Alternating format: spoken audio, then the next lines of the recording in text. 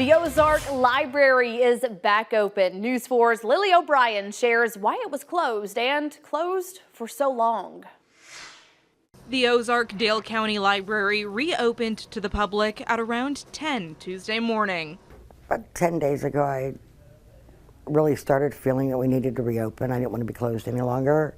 The library closed a month ago, so staff could review content and quality of books. That review followed Governor Ivey's mandate that library books with inappropriate content aren't available to kids. Close to 8,000 books were reviewed over the past month. So far, none of the reviewed books have been moved or removed because of their content. From the outside, the Ozark Dale County Library looks exactly the same. But once you open those front doors and head inside, you'll find that the sections and shelves look a little bit different. Now, the young adult section is gone.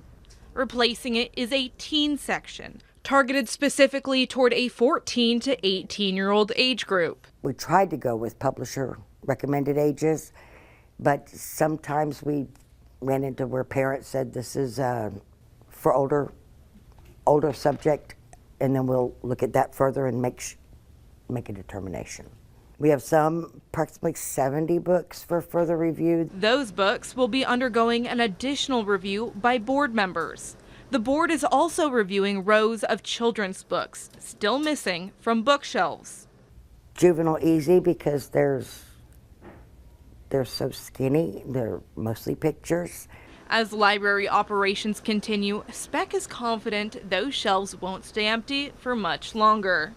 In Ozark, I'm Lily O'Brien, your hometown news leader.